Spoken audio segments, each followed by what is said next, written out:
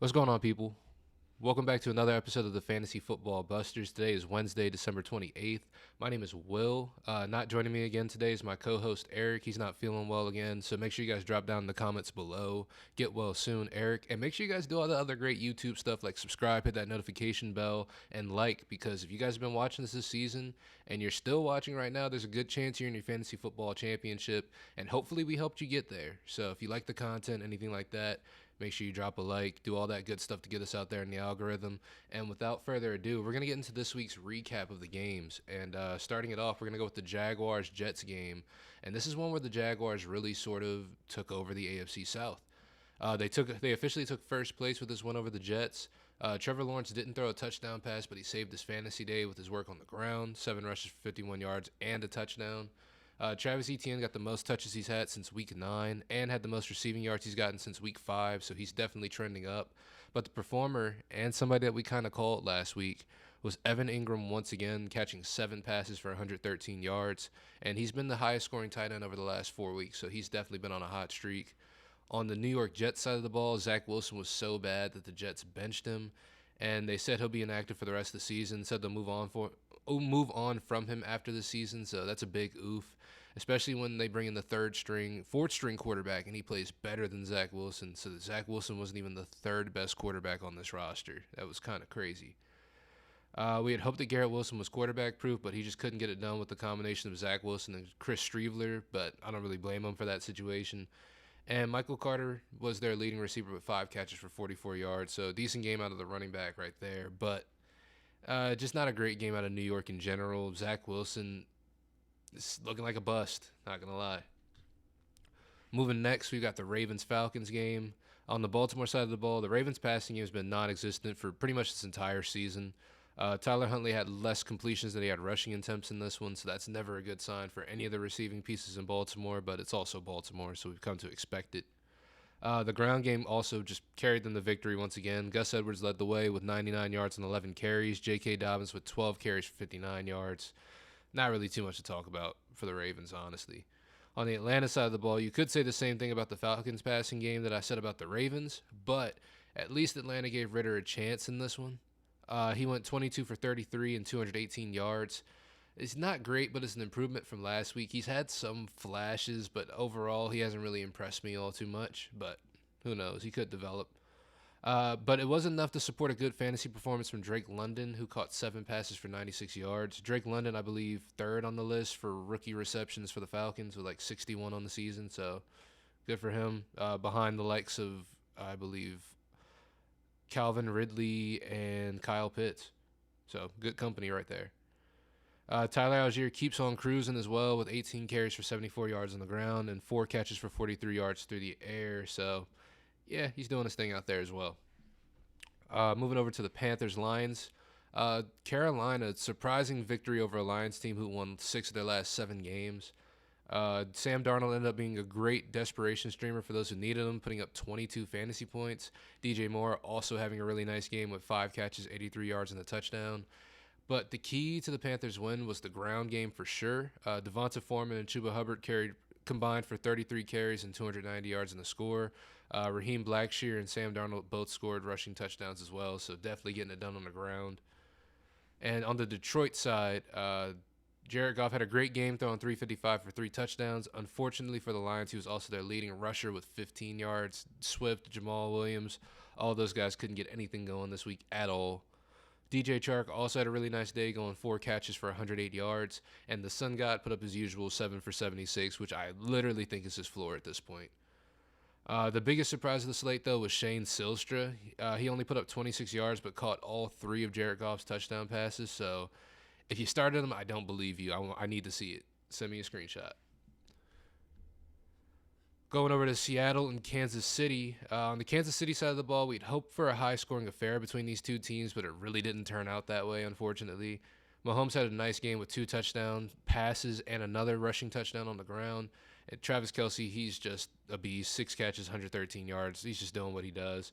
Jerry McKinnon couldn't put up his third straight 30 bomb, but he did finish with a respectable 11 fantasy points, scoring a touchdown on the day.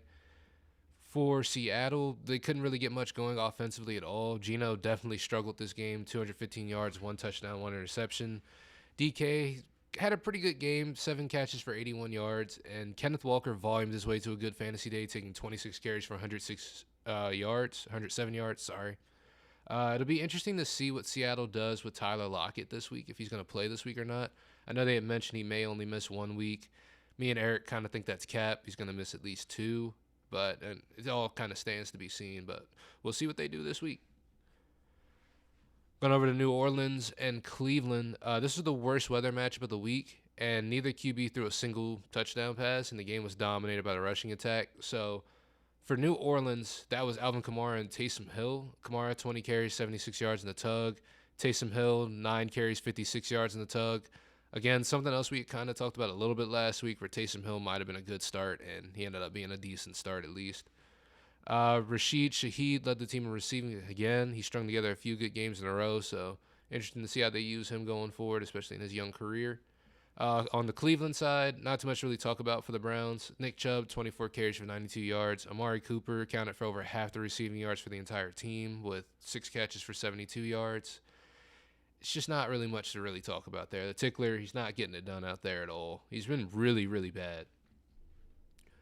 Going over to Cincinnati and New England. On the Cincinnati side, the Bengals have been absolutely hot. They've won their last 7 games. Usual suspects performed well in this one. Joe Burrow, 375, 3 touchdowns, and 2 interceptions. So not the best day in the world, but still a really good day out of Joe Burrow. Mixon played well, going 16 for 65 on the ground and 7 catches for 43 yards through the air. Personally, one of my favorite picks on the year because, I thought his receiving stuff was going to go up, and it did. So I am kind of proud of that one. T. Higgins had a huge day, catching 8 passes for 128 yards and a score. Jamar Chase went 8 for 79, and Trenton Irwin surprisingly went 3 for 45 and 2 touchdowns. So they're spreading the wealth out there in Cincinnati. Everything's kind of going their way, so you kind of love to see a football team operating at this level. For New England, Ramondre Stevenson probably kept a lot of fantasy managers from getting to their fantasy championship. That's funny because that's an Eric line. Eric definitely had Ramondre Stevenson, again, kept him from getting to the championship. I also did not make it, so there is no bust off this year. It's just going to be, whoever those 2 guys are that are up there. Congrats to them for making it, by the way, and congrats to all you who made it to your championship.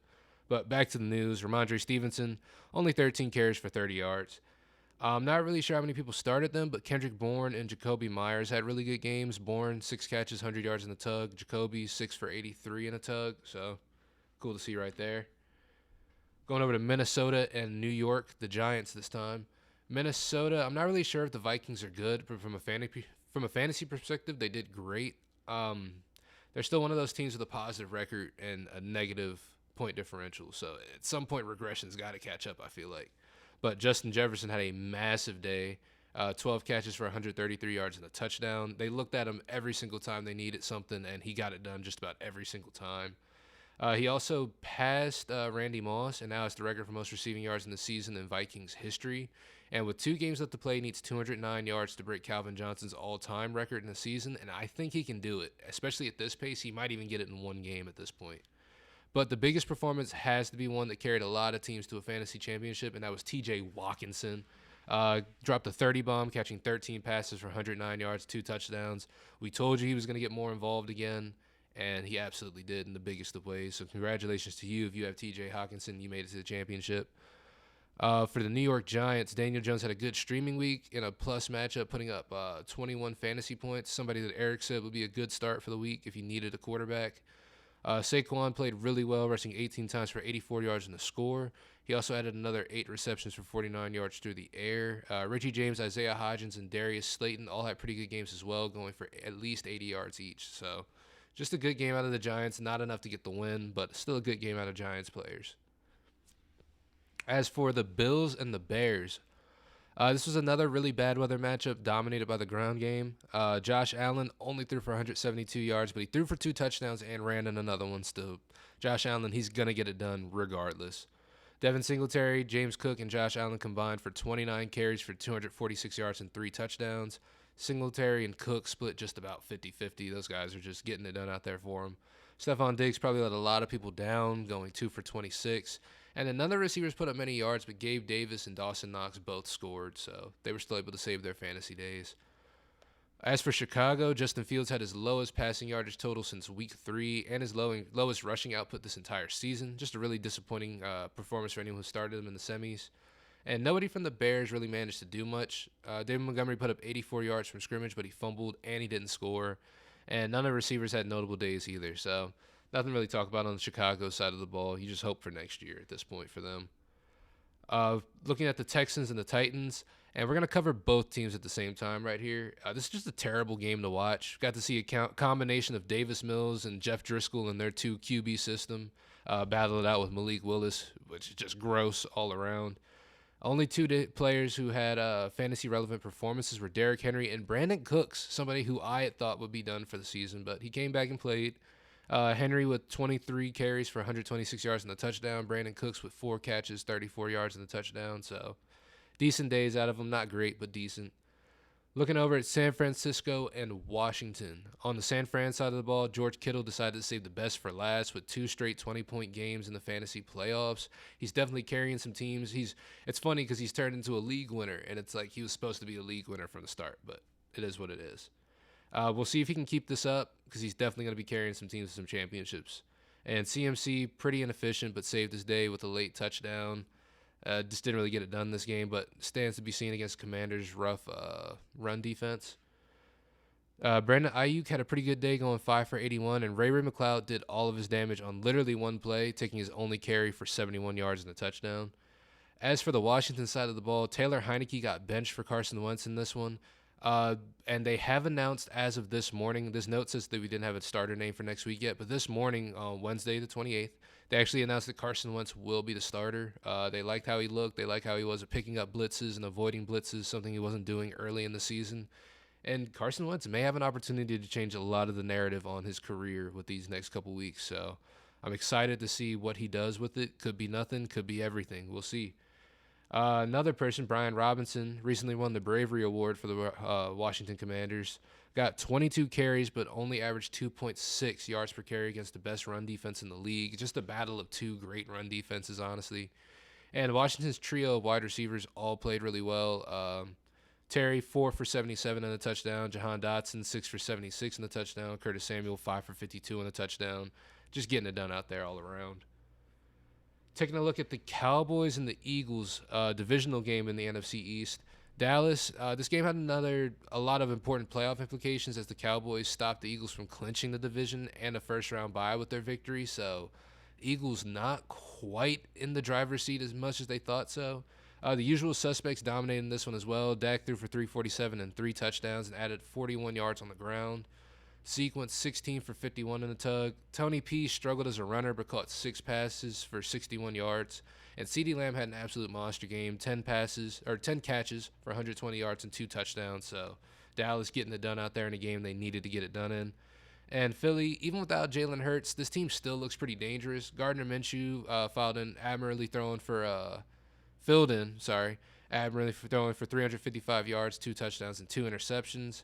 Devonta Smith also matched CeeDee's performance in the other side of the ball, going 8 for 113 and 2 touchdowns. And A.J. Brown had a nice day going 6 for 103, and Dallas Goedert looked good in his first game back, catching 3 for 67. This is a good game, man. You think that Jalen Hurts, he said that if the Philly lost, that he would come back. He would do his best to push to be out there on the field. So we'll see what Philly ends up doing. Taking a look over at Pittsburgh and Las Vegas. Just another really bad game, but at least for Pittsburgh, their players produced for fantasy. Najee only ran for 53 yards, but he added 6 catches for 42 through the air, so Najee getting really involved in the passing game this game. Pratt Freiermuth had a nice bounce-back game, catching 7 passes for 66 yards. And Deontay Johnson and George Pickens had almost identical stat lines of 5 for 60, but Pickens was able to find the end zone. On the Las Vegas side of the ball, it was all disappointing on the Raiders side. Derek Carr, awful, throwing for less than 200 yards and 3 interceptions. And their 2 fantasy studs, Josh Jacobs and Devontae Adams, combined for 8 fantasy points. And Darren Waller had a decent game going 4 for 58. So just not a great game out of Las Vegas, really. They've been struggling a lot as of late. Josh Jacobs noticeably frustrated with the team as well. Devontae Adams probably pretty frustrated too, just hasn't been as vocal. So we'll see what Las Vegas does going into next year for sure as well. Taking a look at the Packers and the Dolphins. On the Green Bay side, the only reason Green Bay won is because Tua tried to play through a concussion for the entire second half, in my opinion. He looked confused out there, and it's really scary to see. But we'll get more on that later. From a fantasy perspective, wasn't really much to talk about for Green Bay. Rodgers didn't do very good. A.J. Dillon scored, but only had 36 yards. Christian Watson was on his way to a good day with 6 catches for 49, but got hurt and wasn't able to come back in. And moving over to Miami, like we mentioned, Tua suffered a concussion in the second quarter, but somehow wasn't caught by the team, and he was allowed to play through it. So not a great look for Miami yet again. Prior to the concussion, he threw for 229 in a tug, but after that, he threw for 81 yards and 3 interceptions. It'll be interesting to see whether he's shut down for the remainder of the season, possibly even the remainder of his career at this point. He's got a lot of thinking to do because these concussions, this has not been a good situation for Tua this year. They've not done a great job protecting him, both his offensive line and the staff over there in Miami, so he's got some decisions to make. Waddle and Hill still balled out, though. Waddle went 5 for 143 in a tug. Hill went 4 for 103. So just 2 really good days out of those 2 wide receivers right there.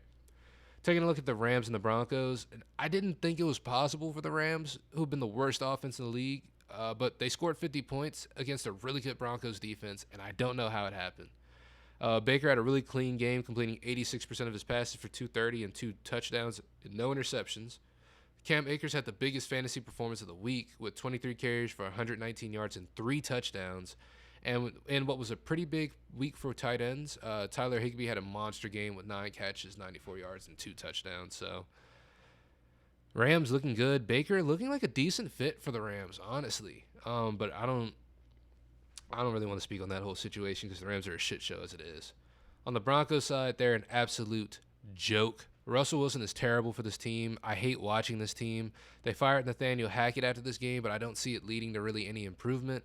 A few of the pass catchers had decent games, though. Jerry Jeudy looked good, going 6 for 117 yards. Cortland Sutton, in his first game back from the hamstring injury, went 5 for 64. And Greg Dulcich had a good day as well, catching 4 passes for 39 yards and a touchdown. Unfortunately, he got injured and wasn't able to return in this game. The Broncos are weird, man. This might be one of the first times we see somebody with a $200 million contract get released because Russell Wilson has not been a good fit for this team. And I don't see a team trying to trade for him after seeing this performance for him this year. We're looking over at Tampa Bay and Arizona. Tampa Bay, I don't know how the Bucs keep winning, but they're a really bad football team. They're probably going to win the division with Brady in the playoffs. You never really know what's going to happen, but they seem like frauds. But you can't count Tom Brady out for some reason. Uncle Lenny wasn't efficient on the ground with 20 carries for 72, but his late game usage in the receiving game bolstered his fantasy day. He finished with 9 receptions for 90 yards. Chris Godwin had a pretty good game, catching 8 passes for 63, but Mike Evans sucked again. 3 catches for 29. He's just pretty bad as of late, and there's no defending I can really make for that guy at this point. On the Arizona side, Trace McSorley just is not it, but you know who is? James Conner. He's been playing really well, especially since battling injuries early on in the season. He went 15 for 79 in a tug on the ground, 7 catches for 41 through the air. So James Conner getting it done in adversity. And surprising bright spot for the Cardinals this year and just this game was Greg Dortch catching 10 passes for 98 yards. And then to finish up our recap, we got the Chargers-Colts game. Chargers clinched the playoff spot with this one, but it was not pretty. Justin Herbert had a terrible fantasy week, throwing for 235 yards and an interception plus a fumble, so really bad on his part. The other big names got it done. Eckler went 18 for 62 and 2 touchdowns on the ground. Keenan Allen went 11 for 104, and Mike Williams went 4 for 76. They're getting it done. Justin Herbert finally has a positive record for the first time in his career. Finally is going to the playoffs for the first time in his career. I just hope that this level of play picks up and he is able to actually do something with it. As for Indianapolis, Nick Foles got his first start of the year, and it looked like a pile of dog shit. He finished with 143 yards and 3 picks, and because of this performance, none of the Colts pass catchers did absolutely anything. The only thing worth noting is that it appears Zach Moss will be the primary back for the Colts going forward. He got 12 carries for 65 yards, and Deion Jackson didn't see a single carry. Jackson was used as the receiving back, but only caught 3 passes for 9 yards. So the Colts, really, really fucking bad. It's just a really bad situation over there in Indianapolis. I don't really know what they're going to do. But yeah, that's going to go ahead and wrap up our recap for the week. Tried to get the guys in and out pretty quick. We ended up around 20 minutes. So make sure you guys do all that great YouTube stuff, as I said before at the beginning. Make sure you drop something down in the comments below. If you have any questions for fantasy going into Champ Week, let us know. There is no paywall. We will answer any and all questions. Check the links in the description if you want to find us on socials. Eric does a lot of good fantasy football content coverage. He also follows a lot of people who do a lot of good fantasy football coverage. I talk a lot of shit, so you can follow us for either side of that. And you can also follow us on TikTok for other content as well. But as always, thank you guys so much for watching these videos. We love you. And yeah, make sure you guys have a great week, and we will see you again. Maybe Eric will be back later this week, but we'll keep you posted. Peace.